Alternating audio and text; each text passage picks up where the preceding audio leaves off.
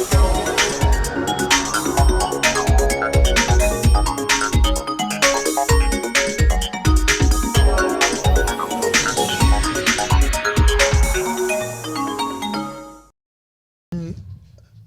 yebaziwe. Happy New Year, happy 2024. Twebaza Katonda tutambuza okutuyisa mu mwaka 2023. Atuwa omwaka omuja 2024. Wotunuulira mu kitabo kya Isaaya essula 43, Katonda asuubiza nti akola ekintu ekijja. N'olwekyo tukkiriza nti tewabaawo bintu bijja kujjako nga waliwo endowooza empya. N'olwekyo waliwo ebintu bye mpulira mu mutima gwange bye tulina okukyusa ebibaddewo mu mwaka omukadde, nga tugamba tusaba Katonda atuyambe mu mwaka guno omujja tubikyuse. Ebintu ebyo bimu bitandikira ku muntu nga Ssekinnoomu naye nga bibuutikira eggwanga lyonna ne bituwa ekifaananyi ekyawamu biki bye tuyiseemu. Twosaba Katonda anyweze ekisooka byonna ekkanisa ye okwongera okutambulira mu kigambo n'okutya Katonda. Kikulu nnyo ekyo kye tuba tukulembeza mu mwaka guno. Katonda abeere ensonga eya buli kye tugenda okukola.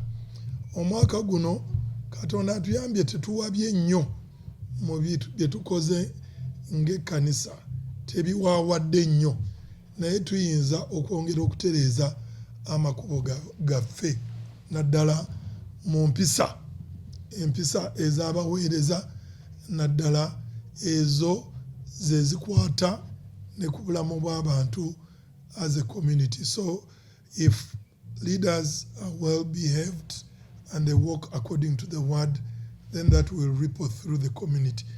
Ekyo kijja kuyita mu community yonna. Tutunuulidde omwaka ogubaddemu enkaayana y'ebisiyaga eyo kyaliwo.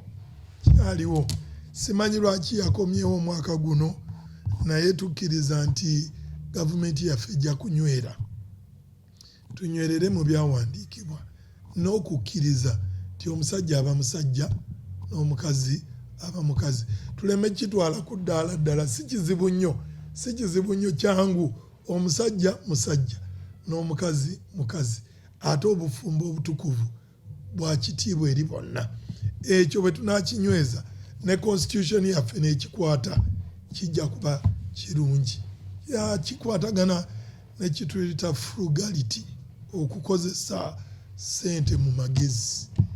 Tubadde tulabye nga omwaka guno ennyongereza z'embalirira ezizze nnyingi oba zizze nnyo, nga baliikiriza bajeti eyasooka, naye nga bw'osomamu olaba tukyabulamu amagezi g'okukwata ssente entono obulungi sobola okuzimba eggwanga lyaffe.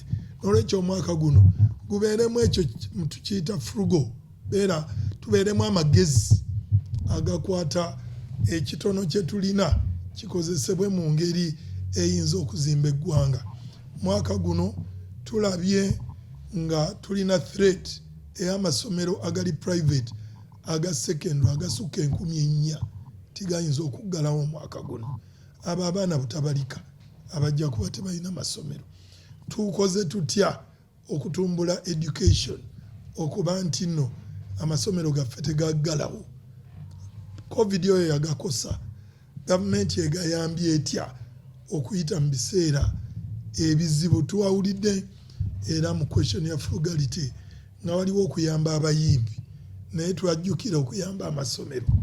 Ekyo tukitunuulire mu mwaka guno. Ebyemizannyo bibadde kalekaleko. Netball team yaffe yakola bulungi, soccer team tebadde nnungi kubanga tubadde tetuzannyira nawaka.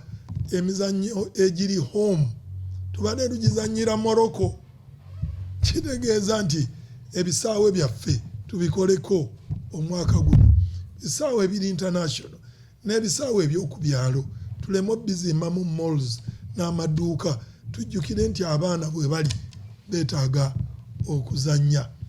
Nsaba nnyo omwaka guno Katonda abawa amaanyi n'amagezi bannayuganda okukuuma emibiri gyammwe nga miramu, nga mulya bulungi ate nga mwegendereza endwadde weeziri nga siriimu, endwadde weeziri covid akyayita mu makati muffe. Okwegendereza bye tulya, olyaki, kendeeza sukaali, kendeeza ebyamasavu, naye yiga okulya obulungi osobole okukuuma omubiri gwo. Katonda akola ekintu ekijja mu mwaka guno 2024.